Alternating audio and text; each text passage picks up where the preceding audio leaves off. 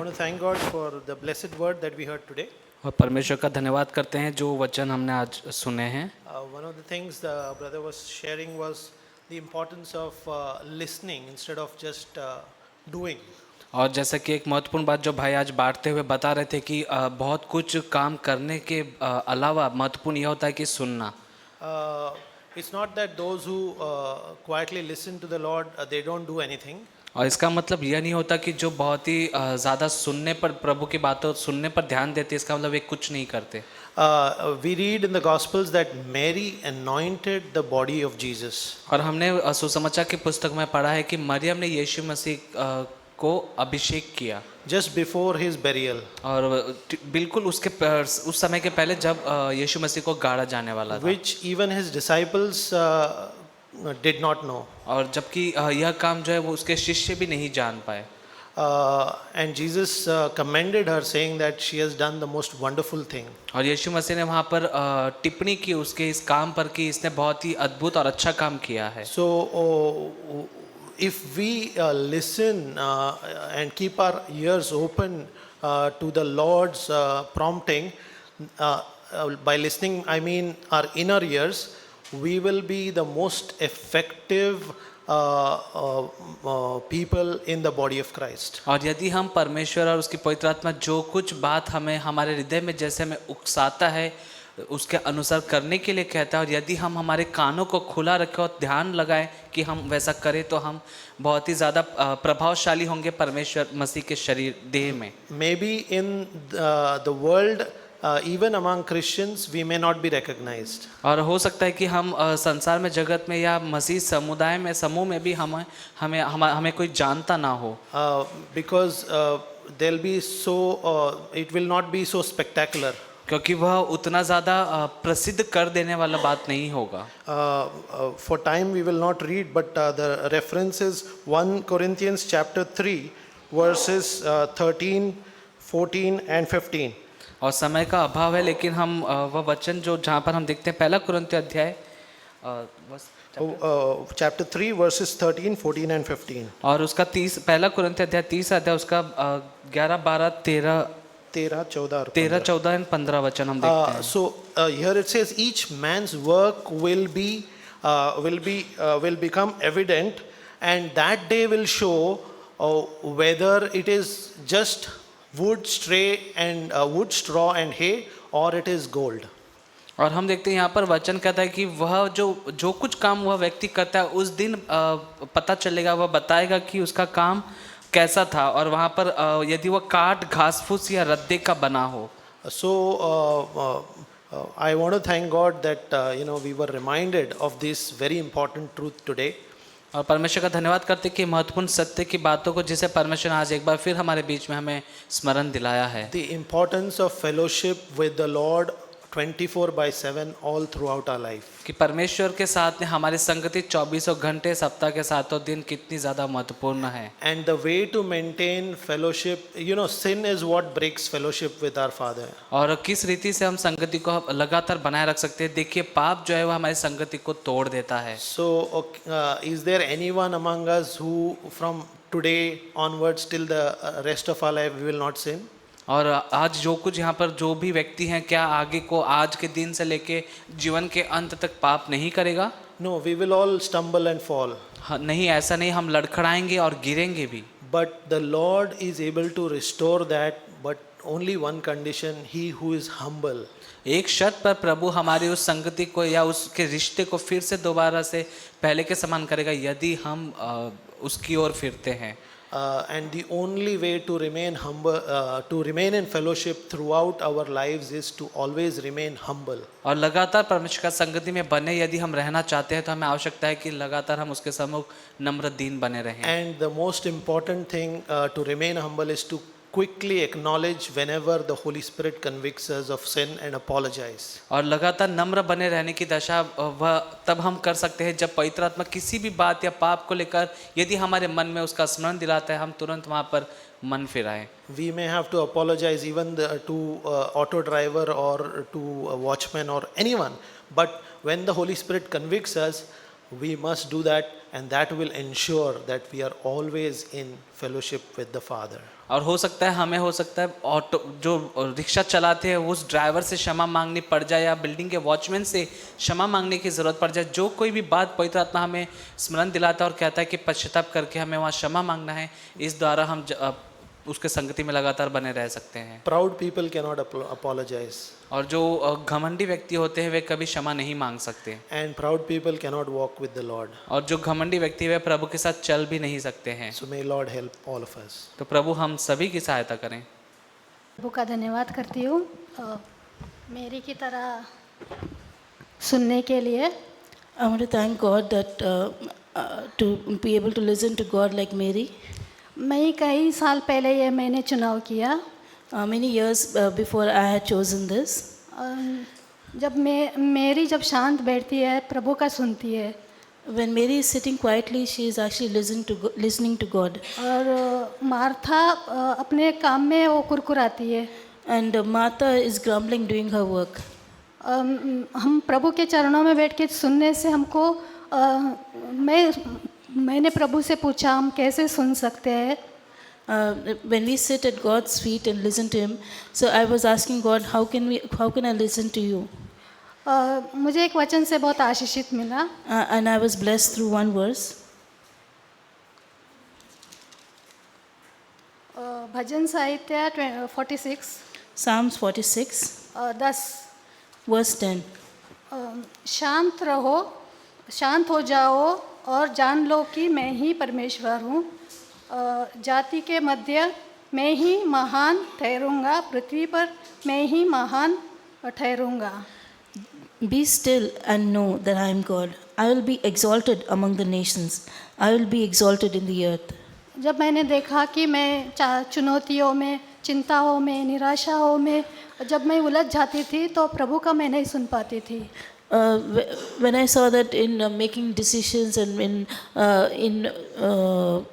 in many worries and tensions, I was not able to listen to God. उन सारी बातों को मैं परमेश्वर को सरेंडर करके और शांत रहती थी, तब परमेश्वर मुझे बात करते थे। And then when I surrender all those things to God and become quiet and be still, then God used to speak to me. परमेश्वर हृदय में बात करते हैं।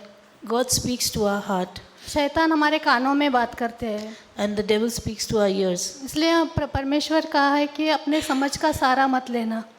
So Jesus says that don't take your cares upon yourself. पवित्र आत्मा हमेशा हमें अंदर से उभारता है, हमें अंदर से बताता है।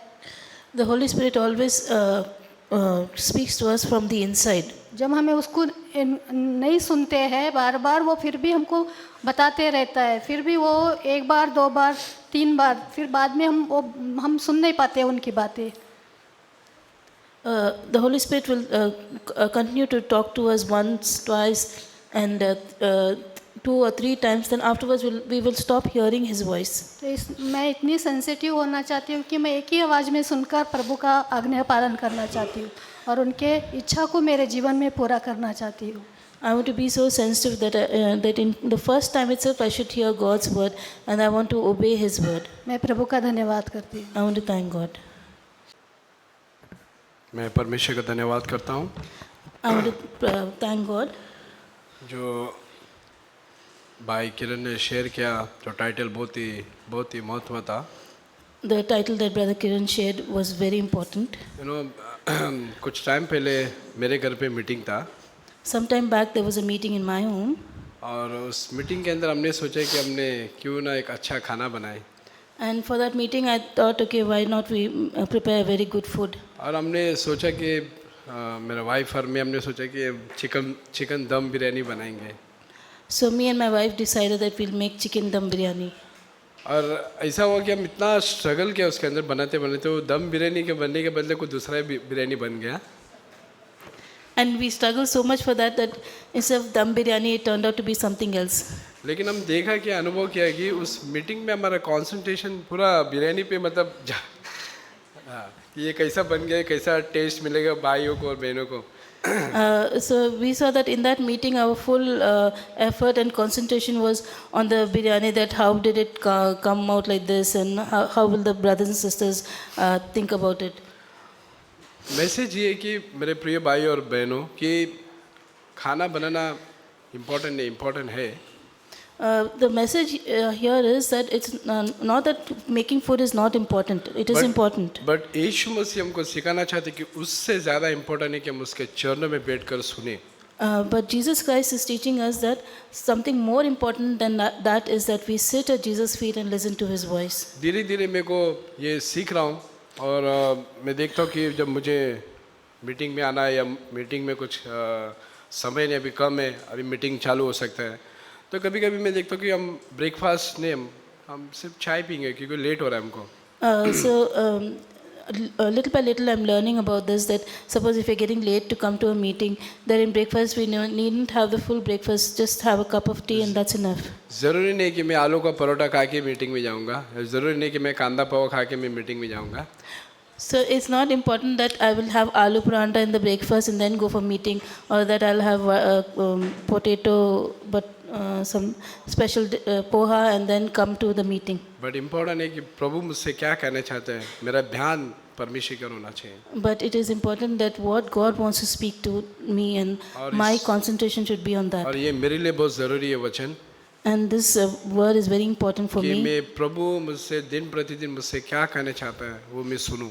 that what God wants to speak to me daily, that I should be able to listen. या आमेन। 1-2 मिनट में बांटना चाहता हूँ कुछ। I just want to share something for 2 minutes. इतना सालों से हम भाई जैक से हम बहुत आशीषित पाए हैं इन वचनों के द्वारा। For many years we've been blessed by Brother Zach through one verse. आज भाई यूएस में है, Now Brother Zach is in US. लेकिन मेरे अंदर एक डिज़ायर है, अगर वो भाई आज एक 5-10 मिनट के लिए मुंबई आता है So there's a desire in me that even if Brother Zach comes to Mumbai for even 5 to 10 minutes, मैं सोचता हूँ सब कामों से महत्व बात ये समझता हूँ उस भाई के साथ जितना हो सके समय बिताऊं। that the most important thing for me would be that how much ever time I can get, I want to spend with Brother Zach. एक अभिषेक किया हुआ व्यक्ति के बारे में आप 5-10 मिनट कीमती समझ रहे हो। So a person who's been anointed, who's having a blessed life, you think it is important to spend time with him. कल्पना करो यीशु मसीह कितना अभिषेक किया हुआ व्यक्ति है, Just imagine how much more blessed is Jesus वो Christ himself. आपकी गांव में आना चाहता है, He wants to come to your वो place. आपके घर में आना चाहता है। He wants to come to your house. आप क्या बनाना चाहेंगे और क्या सुनना चाहेंगे? What do you want to prepare for him and what do you want to listen from him? हम सब एक सवाल अपने आप को पूछ सकते हैं। Let's ask this question to each one of us should ask this question. क्या है ना, हम बहुत एक्सपर्ट्स हैं, So we may be great experts. हमारे सृष्टिकर्ता को भी हम सिखाने के लिए हम कुछ भी करना चाहेंगे। To teach our Creator, we may want to do so many things. यीशु मसीह हमारे सृष्टिकर्ता है Jesus Christ is the one who created us. और वो यीशु मसीह मार्ता के घर पे आया And this Jesus Christ had come to Martha's और house. मार्ता ने क्या कहा, And what did Martha say? आप मुझे देख नहीं रहे मैं कितना मेहनत कर रहा हूँ? And Martha said, Jesus, can't you see how much I'm working hard? यीशु देख रहे हैं उसकी मेहनत क्या होगा, उसको पता है। Jesus can see and Jesus knows exactly what क्या her आप hard मेरा work बहन is. को नहीं बोल सकता है कि उठकर वहां से उठकर आपकी बहन को मदद करो, यीशु मसीह को खाना खिलाना है?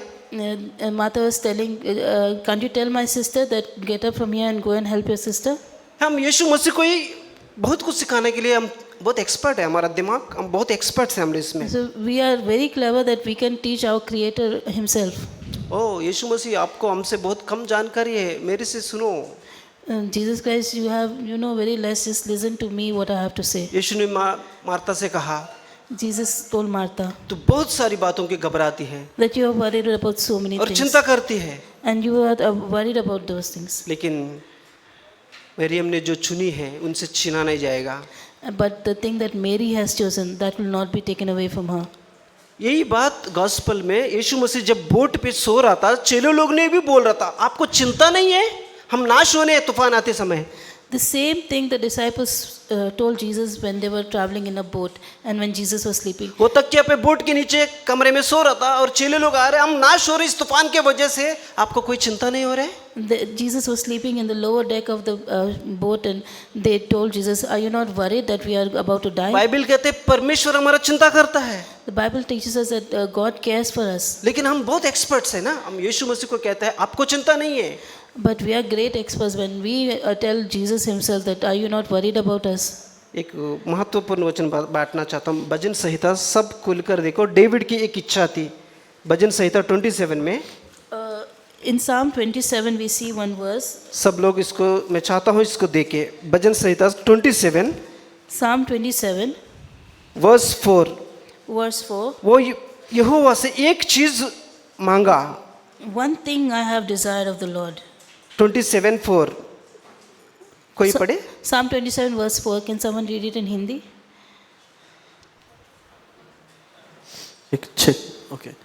एक वर मैंने यहोवा से मांगा है, एक बार मैं यहोवा से मांगा है, उसी के यत्न में लगा रहूंगा, और उसी के यत्न में मैं लगा रहूंगा। वो क्या है? इधर लिखा कि है, मैं जीवन भर यहोवा के भवन में रहने पाऊं, मैं जीवन भर यहोवा के भवन में लग पाऊं, जिससे यहोवा की मनोहरता पर दृष्टि लगाए रखूं। तो डेविड की एक बहुत दिलचस्प डिजायर यहाँ पर लिखा है। So David had this very interesting desire. जानते हैं डेविड हमेशा युद्ध से या शत्रुओं से, लोगों से दूर दूर भागना पड़ता था उसको। Do you know David had to be in battle and keep on running away from people.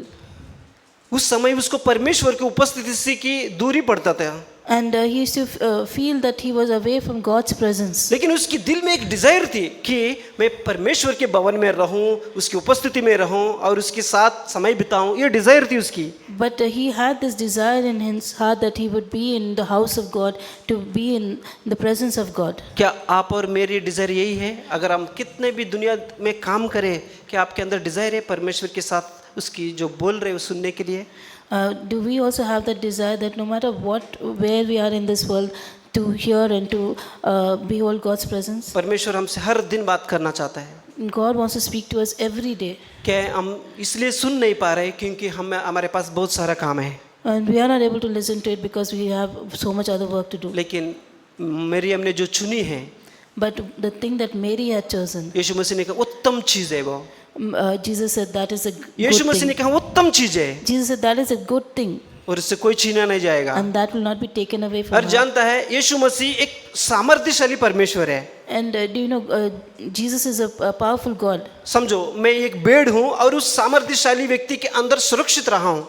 Just imagine that I am a sheep and I am protected by this powerful person. और उस यीशु मसीह की सामर्थ्यशाली आत्मा से अगर मुझे जैसे भेड़ को छीनना है, उससे भी बढ़कर कोई होना चाहिए। So if there's someone who wants to take me, who is a sheep, from the hand of this powerful person, that person should be even more powerful. लेकिन ऐसा कोई है ही नहीं। So there's no one more powerful than Jesus. परमेश्वर यीशु मसीह ने शैतान को क्रूस पर हरा दिया है Jesus Christ defeated the devil on the और cross. उसके पास ताकत कुछ भी नहीं है अभी। There is no power left in him. अभी उसके पास जो ताकत है शून्य है। And the power that he has is just zero. मैं ब्रदर्स एंड सिस्टर्स, आप और मैं परमेश्वर के हाथों में सुरक्षित भेड़ की तरह है। Brothers and sisters, you and me are like that sheep protected in God's या hands. संसार की कोई भी ताकत यीशु मसीह से आपको नहीं छीन जाएगा। And there's nothing, no power in this world that can take us away from the hands of God. Maryam ने जो चुना है उससे छीना नहीं जाएगा करके यीशु ने कहा। The thing that Mary had chosen, that will not be taken away from her, Jesus said. Amen. We'll read from Luke chapter 22, और हम पढ़ते हैं लूका का अध्याय 22 verses 15 and 16. और उसका 15 और 16 वचन। Jesus says, "And he said to them, I have earnestly desired to eat this Passover with you before I suffer, for I say to you, I shall never again eat it until it is fulfilled in the kingdom of God." लूका अध्याय 22 वचन 15 और 16। उसने उनसे कहा, मुझे बड़ी लालसा थी कि दुख भोगने से पहले यह फसह तुम्हारे साथ खाऊं, क्योंकि मैं तुमसे कहता हूँ कि जब तक वह परमेश्वर के राज्य में पूरा न हो सके तब तक मैं उसे कभी न खाऊंगा। So Jesus was saying that the Passover was coming, and I have earnestly desired to eat this Passover. और वहाँ पर फसह जो था वह पर्व आ रहा था और यीशु मसीह वहाँ कहते हैं कि मेरी बड़ी लालसा है, इच्छा है कि मैं फसह तुम्हारे साथ खाऊं. And he says that I will never eat it again till it is fulfilled in the kingdom of God. और वहाँ पर वह आगे बताते हैं कि वो तब तक फसह नहीं खाएंगे जब तक कि वह परमेश्वर के राज्य में पूरा ना हो जाए.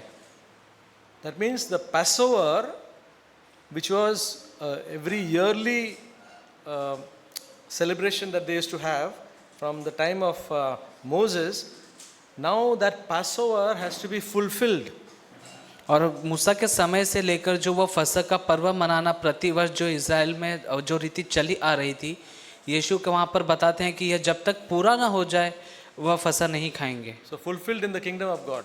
और वह परमेश्वर के राज्य में पूरा ना हो जाए. So if we want to know more about the Passover, it is written in Exodus chapter 12. और यदि आप फसह के पर्व के विषय में फसह के विषय में अधिक जानना चाहते हैं तो आप निर्गमन उसका 12वां अध्याय ध्यान से पढ़ें. A lamb or a goat which was without defect had to be killed. या वहाँ पर जो भेड़ या जो मेमना जो होता है जो निष्कलंक और निर्दोष हो उसे बलि चढ़ाना होता है. And its blood applied on the door of the people of Israel. और उसका जो लहू होता था बलि किए हुए पशु का, वह लहू इजराइल के घराने के दरवाजे की चौखटों पर लगाया So जाता. when God wanted to punish the Pharaoh and the Egyptians, so the angel would see the blood and would spare the Israelites. और वहाँ पर जब मिस्रियों को दंड देने वाला परमेश्वर जब स्वर्गदूत को भेज रहा था जो मृत्यु लेकर आने वाला था, वहाँ पर इजराइलियों ने उनके चौखटों पर वह लहू लगाया था ताकि इजराइल को दंड ना मिले, इजराइलियों को मिस्रियों को मिले. But while they were doing this Passover, in Exodus 12, it's written that they had to eat unleavened bread.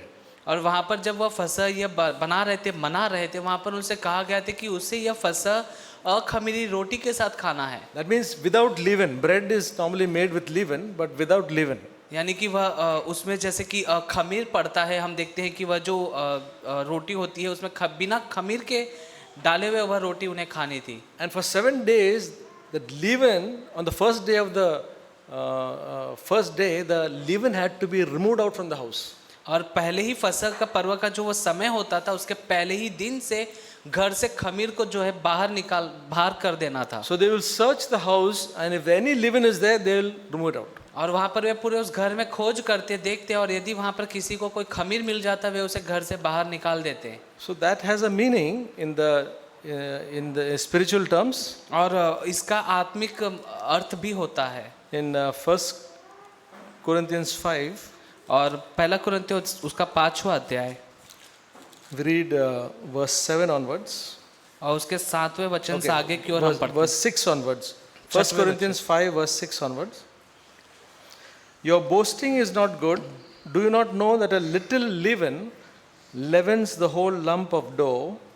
Clean out the old leaven, that you may be a new lump, just as you are in fact unleavened. For Christ, our Passover, also has been sacrificed. Let us therefore celebrate the feast, not with the old leaven, nor with the leaven of malice and wickedness, but with the unleavened bread of sincerity and truth. पहला कुरिन्थियों अध्याय 5 वचन 6 से 8, तुम्हारा गमन करना अच्छा नहीं, क्या तुम नहीं जानते थोड़ा सा खमीर पूरे गूथे हुए आटे को खमीर कर देता है. पुराना खमीर निकाल कर अपने आप को शुद्ध करो, नया गूथा हुआ आटा बन जाओ, ताकि तुम अखमीरी हो और हमारा भी फसह, क्योंकि हमारा भी फसह जो मसीह है बलिदान हुआ है. आओ हम उत्सव में आनंद मनावे, न तो पुराने खमीर से, न बुराई और दुष्टता के खमीर से, परंतु सिद्धाई और सच्चाई की अखमीरी रोटी से. So, brothers and sisters, now the Passover lamb, Christ has become. और भाइयों बहनों, हमारे लिए जो फसह का जो मेमना है वह यीशु मसीह है. That's how it was fulfilled in the kingdom of God. और इसी रीति से यह परमेश्वर के राज्य में भी पूरा हुआ है.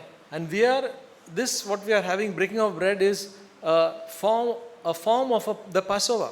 और अब जो हम यहाँ पर रोटी तोड़ने की जो रोटी तोड़ते हैं या मेज में आते हैं, यह वह फसह का प्रतिरूप है. Not the Old Testament way of celebrating the Passover. और ऐसा नहीं कि पुरानी वाचा की रीति के अनुसार हम फसह का पर्व अब यहाँ मनाते but हैं, the spiritual significance of that Passover. लेकिन उस फसह के पर्व का आत्मिक अर्थ हम लेते हैं। And just as the Israelites were removing the leaven out of the house, और जिस रीति से इज़राइल के जो लोग थे अपने घरों से खमीर को दूर करते थे, because leaven has got a property of growing. क्योंकि खमीर जो है उसकी अपने आप में एक गुणवत्ता होती है कि वह बढ़ता है, We all know what is फैलता leaven. है। When we want to even make curd, that is like this is just like a leaven, or we understand what leaven is. Leaven, the whole little we put, but the whole dough becomes will become leavened because of that small leaven.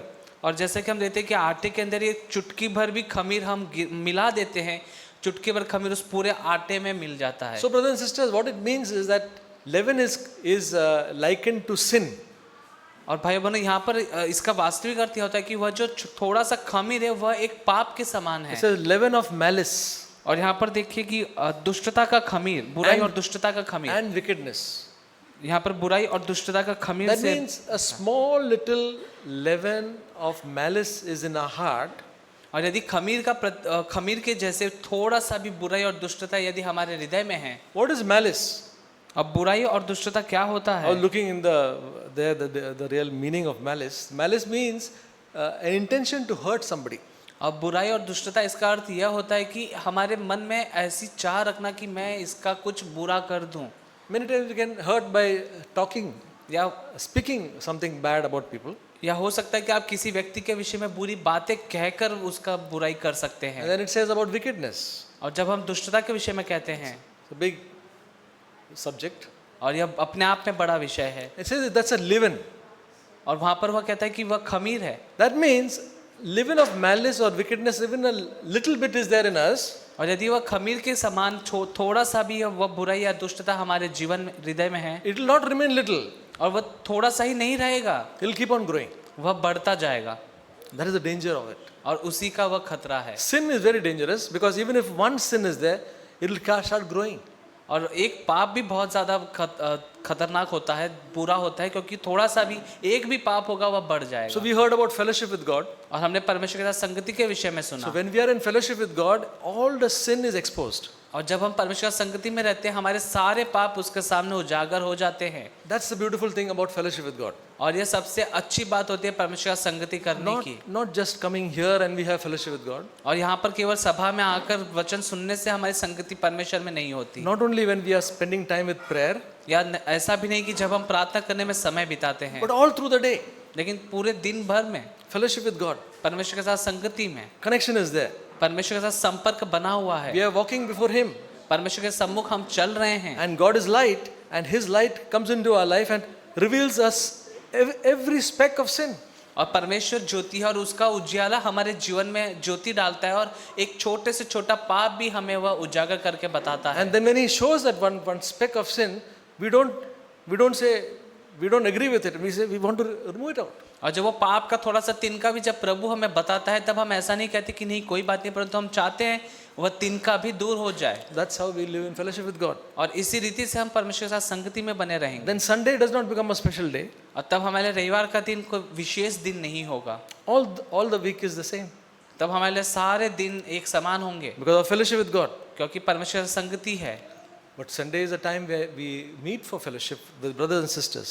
लेकिन रविवार का वह दिन हम सभी के लिए इस रीति से होता है कि हम अपने संगी भाई और बहनों से संगति कर पाते हैं। So another thing about the Passover, the being fulfilled in the kingdom of God, is that just as the angel of death would not go upon the Israelites, और जैसे कि हम परमेश्वर के राज्य में उस फसह को पूरा होता हुआ पढ़ते हैं, तो एक और उसके विषय में बात यह है कि जैसे वह मृत्यु वाला जो स्वर्गदूत था वह इजरायलियों के पास नहीं आया। all of us who have Jesus as our Savior and living for Him, the wrath of God will not fall upon us. उसी रीति से हर एक व्यक्ति जिसने यीशु मसीह को अपने उद्धारकर्ता में स्वीकार किया है, अपनाया है, उसके पास उस पर परमेश्वर का क्रोध नहीं आएगा। We'll read 2 verses. हम 2 वचनों को पढ़ते हैं। Romans 5, रोमियो अध्याय 5 verse 9.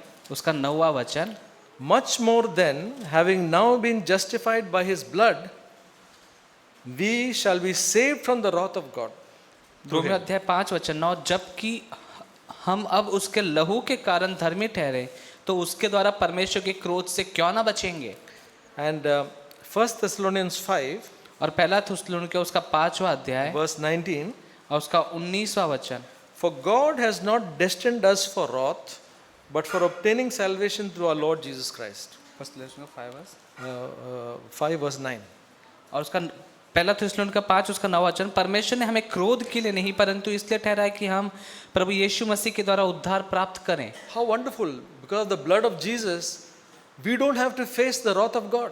कितनी अद्भुत बात है हमारे लिए कि हमें परमेश्वर के क्रोध का सामना करने की आवश्यकता नहीं है। We face the love of God हम परमेश्वर के प्रेम का सामना करते हैं because of the blood of Jesus. यीशु मसीह के लहू के द्वारा। And today, as we are celebrating the breaking of bread, और जैसे कि हम आज प्रभु के वो मेज में रोटी तोड़ने के उत्सव को मना रहे हैं, it is to remember His death and His resurrection. और यह हमारे लिए है कि हम उसके मृत्यु और उसके पुनरुत्थान को स्मरण करें। So let us come forward with a heart to see that no leaven exists in our heart. और आइए हम ऐसा हृदय परमेश्वर के सम्मुख रख कर आए कि हम चाहें कि एक भी तिल का खमीर हमारे हृदय में ना बचने पाए। Otherwise, this is just a formality, brothers and sisters. और नहीं तो भाई और बहनों, यह हमारे लिए केवल एक करने की रीति बन जाएगी। But we see that any leaven we know in our thought, in our word and action, maybe something we have said to somebody, we may not be able to. We can apologize to God, and maybe we can apologize later on to people.